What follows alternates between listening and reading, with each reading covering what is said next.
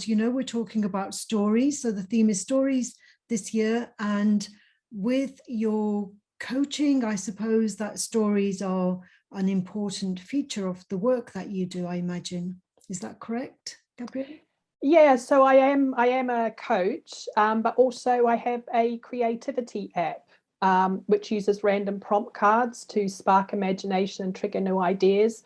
And we've got 500,000 users on it worldwide. And a lot of those are writers, actually. So they use the random prompts to write their stories. And what I find fascinating, thinking about that is the stories are endless. And obviously they get inspired by writing and using our prompts to actually write as well. But yes, as well, using stories in coaching is a large part of my role as well. And I suppose that some of us write our own stories, the stories of our own lived experience, and some people write stories that they imagine, and some people write stories not that they imagine, but other people's stories. So where is your work placed in that? Is it a bit of everything? For you, what is the importance of writing our own stories as opposed to writing other people's stories? Well, for me, funnily enough, when I, was thinking about this topic, for me personally, it's about actually challenging the stories that we tell ourselves. So especially with creativity, we can get into a mindset, a kind of fixed mindset. But actually, when we challenge our own stories, challenge our own assumptions and beliefs and the things that we believe to be true, when we challenge that, it can really unlock new levels of creativity. And that's how I use stories mostly, in both using with what we do with the app and also in coaching, is to really reflect on the stories we're telling ourselves and saying, well, actually, if we change the story, or could we rewrite the story or challenge the story, what would that release in terms of imagination? That's right. I suppose it's this choice about it, that we can choose to change it, and that the story that our own lived experience, it's not ultimate reality. It's just one fragment of the reality, isn't it? Our own perception of the reality. And then there's other people's stories that are intertwined with our own, and they that is truth as well. And we can't confine truth simply to our own small story within that bigger story of other people's stories. Absolutely. And I suppose we can only own our part of the story as well. So just thinking about, someone who might be using our app, maybe they were told when they were 7 years old by the teacher that they were no good at writing, and they've held that story for many, many years, and are just now saying, well, actually, I love writing. I'm going to practice writing. I'm going to get better at it. So who knows what was going on in the story of that teacher at that time, but look at how that story influenced that person for many, many years. But then that person can then challenge their own story and rewrite another one and say, well, actually, that's what happened, but I can create another story. I can create a new story, which is I can write and I love writing. Mm-hmm. Yes. So sometimes the other person's story becomes dominant, and we form these self-beliefs or behavior patterns based on what other people's stories are, how we're interpreting other people's stories rather than creating our own story. And I think with creativity, whether someone's a writer, whether they're an innovator, whether they're doing something very avant-garde, whether they're a painter, their whole creative journey has probably been influenced by other people's stories. And I think as a creative, it's saying, well, actually, of all those stories, what's my story? What do I want my story to be? But not underestimating the influence that other people have on your creative journey. And values, every story has a meaning, and that meaning usually encompasses a value. And do you think that by changing our story, we can consciously change our values, or do you think that's an unconscious process? It's an interesting one, because when you talk about stories and values, what I love hearing about, especially with the Olympic Games, is the stories behind the athletes. It's like the origin story, their hero story. And these stories really demonstrate people's values. And I personally don't think, if you've got strong values, it's very hard to change them. But maybe you create a new story that reflects those values in a different way, if that makes sense. Mm-hmm. Yeah. And in terms of what, we don't know about creativity and the link between creativity and stories, because, a lot of stories will be, some stories are very creative in terms of like they compel us to really think about the way we're doing things, or our paradigms, and a story can actually trigger a shift in paradigm very, very easily. But then there are stories that have just seem to be repeated again and again, and there doesn't seem to be a lot of compelling meaning that forces us to challenge our beliefs and behaviors. They kind of seem to make us conformist rather than to maintain the status quo, rather than challenging and being creative. So how do you think stories are passed through the generations in a way that they reshape us? Well, I think, looking at heritage stories and understanding where you've come from, and the history through the generations, I think that's really important to shape your identity as a person. And, once you have that feeling of knowing your roots and your heritage, that can really influence how you are in the world, how you behave, what you actually create. So that's why I think those heritage stories are important. And also understanding that, 2 or 3 centuries ago, life was different. So our ancestors had different lives and different problems and different challenges.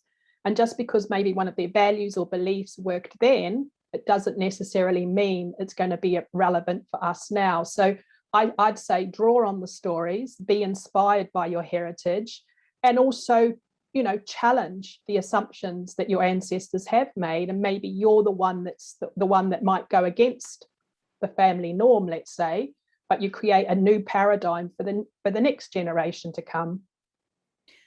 Sometimes people discover something about their ancestry that seems to change their perception of the world. For example, I saw a film just yesterday or the day before where it was a story about adoption, where somebody grew up with a family with a particular religion, and then later in life, when their parent died, they find out that they were adopted and they were born into a totally different religion, and that happened to be a religion that they had a lot of prejudices about. They had formed prejudices about that religion as they were growing up, and then they discovered that they were actually born into that religion. And so that obviously distorted their mindset, or forced them to challenge their own beliefs. So what is it in our stories that we need to be uncovering, discovering, that will empower us? What is it that we need to draw on, and what is it that we need to let go of? Well, I think for me personally, it's kind of letting go of that every story has to have a meaning, because we're talking about human emotion. So I could hear a story and I just feel inspired, or I hear a story and I laugh, or I hear a story and it's actually really meaningful to me. So, it's really, I think the beauty of stories is that they connect with humans at a, primal level, at our emotional level, and that transcends borders, it transcends cultures. And so, so enjoying the story for the emotion it gives you. And also there are some stories that we can learn from that can challenge our thinking, and taking those stories and letting them be a catalyst for changing our thinking, challenging our assumptions, and maybe shifting our beliefs, with the assumption that those are going to actually improve us and improve our lives. And you talk about learning from stories, and yes, indeed, stories have been used throughout the centuries for for learning.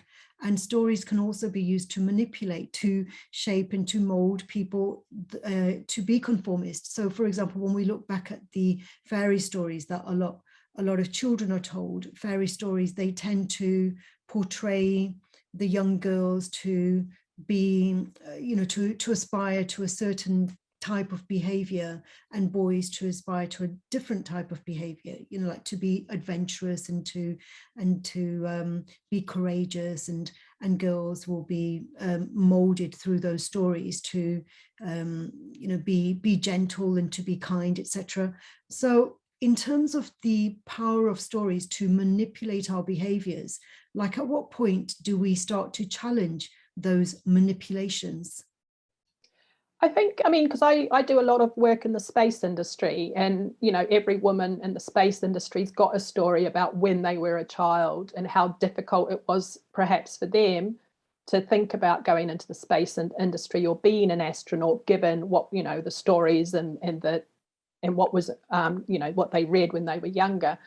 And I think at the end of the day, I have I have an unshakable belief in human beings, in that for a young girl who wants to become an astronaut, reading a story about, kindness or adventure, they might take the story on board, but inside they've got their own inner compass. And so I trust that eventually that young child will find their true path.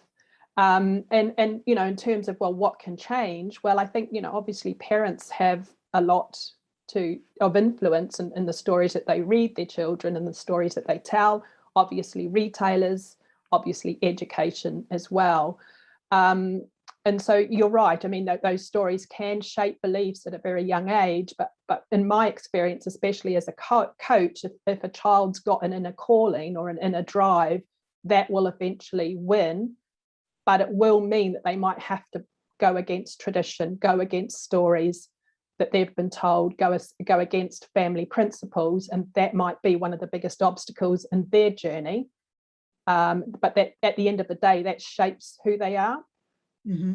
And in terms of your own progression through your work life, what kind of stories shaped you? What kind of stories influenced you to do what you're doing right now? In terms of like influencing me, I'm always, coming back to the Olympics, I'm always inspired by how people overcome obstacles to get to the highest level of their performance. And so those sorts of stories really inspire me to keep going. When times are tough, how do I lift myself up? Hearing someone else's stories about how they've overcome adversity really helps lift me up. And so for me, that's how I use stories. Interestingly enough, for me, with my personality, when someone is telling me a story, I'm kind of hoping that they'll get to the end really quickly, because I want to know what happens. So as long as the story's like really short and engaging, I love listening to stories. But I can also find them quite boring as well, if I could be so frank. But obviously for the person telling that story, it's important to them, and for that reason I respect it, and I look for what the value is in that story, and what I can learn. So for me, stories are about what can I learn, and how can that feed back into me and my professional development, let's say, in my personal development. And some people use stories, when I go to conferences, well, not so much like conferences in creativity as such, but in coaching conferences, when I used to go to coaching conferences, very often I would hear the same stories, that people had kind of, they'd kind of got this repertoire of like maybe 10 or 12 different stories that they drew on. And after a while, they just became very, it was always the same story of like breaking through to success. And I couldn't see myself in those stories. And I think that's the thing. It's like stories can be very interesting per se, but if you can't see yourself reflected in those stories, they tend not to be as meaningful or stimulating.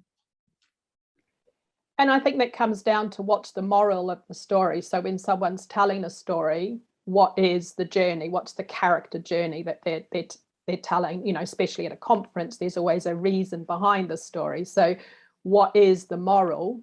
And obviously, if you're a speaker, having a repertoire of different morals, overcoming adversities, one, discovering your inner self and what you truly want might be another. So each story can have its own moral, and not everyone's going to identify with your story, but some people will. And it's just being understanding that not everyone's going to identify with your story, but some people will. And for those people, it will influence them and may change the way they think.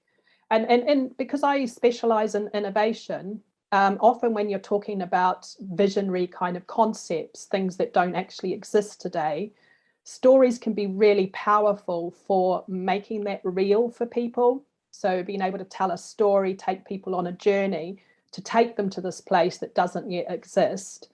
And so it helps them come on board with the idea and buy into the idea, even though they can't like physically touch it, they can only sense it. So that's another way I think that stories are really useful.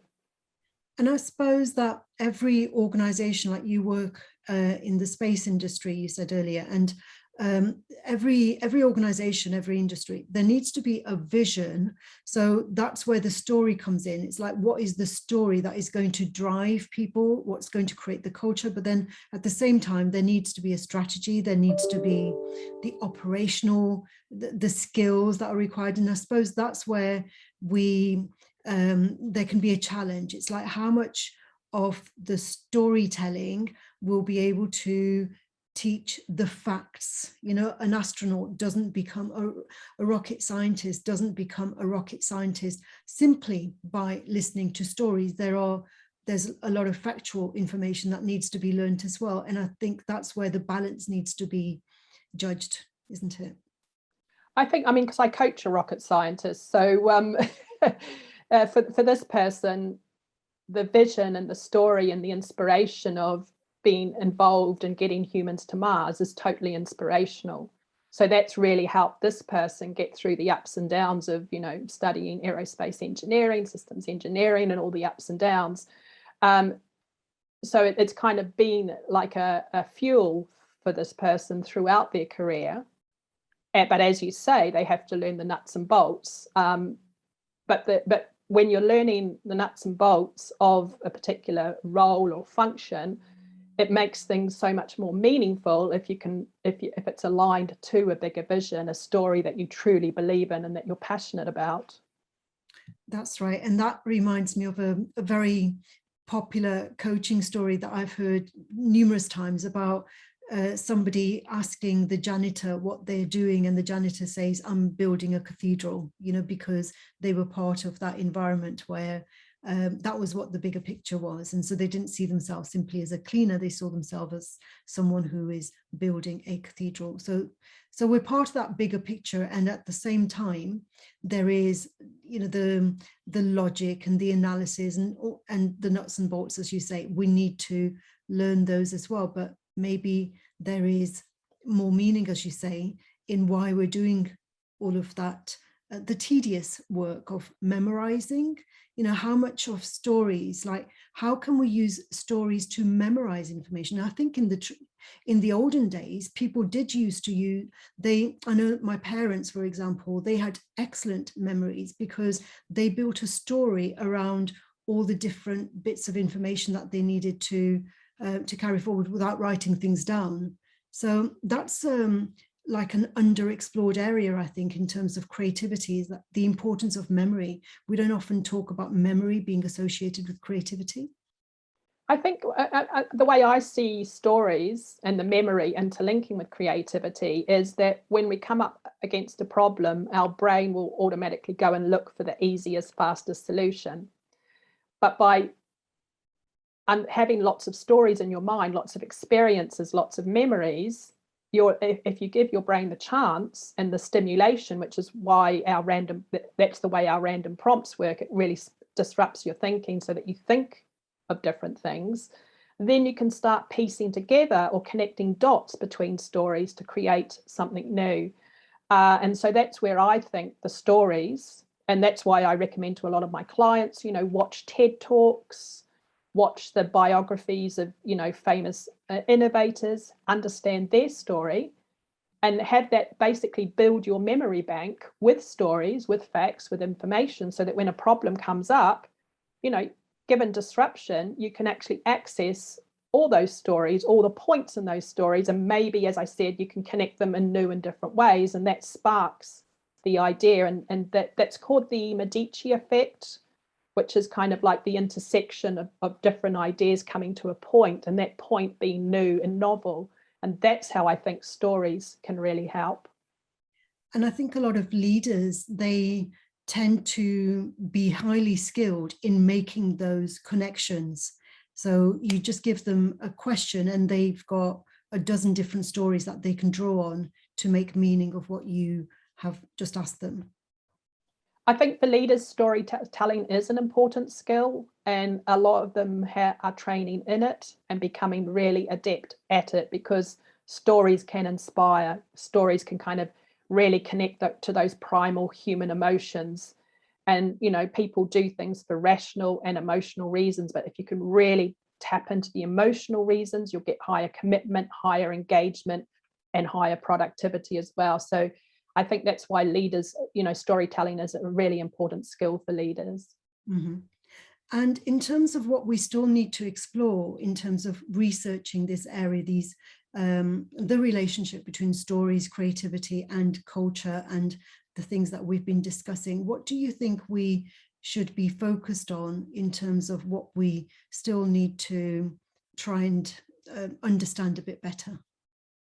I think what fascinates me is that, you know, with our app, we have, as I said, a lot of writers, but we also have songwriters and poets. What's interesting for me is how one story can be expressed by a musician, or by a dancer, or by an artist, or by a writer. And so we've run a challenge. Last month, we ran a creativity challenge where we gave everyone the same challenge, and we looked at how all the different people interpreted that challenge and what they created from it. So one of the activities was to write a haiku. And it was amazing, with just the one question that they had, amazing how people came up with completely different haikus, and very, very inspiring. So that to me is really interesting, is the expression of the same story, but in different art forms and different interpretations. And I think that's one of the beauties about being human beings, is that we see things differently, we express things differently. And so that to me is really interesting. And I suppose when we think about, well, what is the value of that? We know that everyone expresses things differently, and that's the strong case behind diversity. There's a lot of research that demonstrates that diversity and creativity are interlinked, that when we have a diverse range of people, whether they're diverse cognitively, racially, culturally, you know, diversity does enhance creativity because we build bridges, we enhance our experience. So there's already a lot of research in that. But in terms of the value, like in a global kind of society, what is the overall value? Because we have different political structures, we live in different environments. What is the value of having these different of the diversity and the different perspectives? I mean, that's a really big question, because, and it's a really important one. And I think especially when you look at where society is going with artificial intelligence, the whole globalization, you know, moving into off-planet life. That's why creativity is ranked number 5 in terms of the skills that you need to thrive by 2025. Innovation and critical thinking is number 1. And that's because, you know, we're going to have a lot more technical support. We're going to have artificial intelligence and robots to do things, but we're the one with the creative brain that can actually say, well, how do we want to use this? How can we make our world a better place? And for me, having the diversity of ideas, so just coming back to the challenge that we ran, to have, you know, 25 people write different haikus, it was really inspiring, and it sparked ideas, for example, in me, ideas that I didn't have previously. And I think that's where the diversity is important, to bring together diverse people, their experiences, cultures, perspectives. And from that can spark new thinking in each and every individual, and use that to say, well, how can we make our world a better place? And my special interest is in space, so how can we make our off-planet life a better place when we finally get there, or actually to create the off-planet life with this sort of creativity and innovative thinking in mind. Mm-hmm. Okay, and it's interesting that you say that innovation is considered to be number one, whereas creativity is number five, and the separation between innovation and creativity. Why do you think innovation is considered to be more important than creativity? Well, interestingly enough, creativity was number three previously, a couple of years ago, but because of COVID, we shifted from just creative and original thinking into actually making innovative stuff happen. And so innovation and analytical thinking jumped up to number one, because creativity is coming up with the idea, whereas innovation is actually turning that idea into action. And I think that's why it became so important, especially over the last 18 months. Mm-hmm.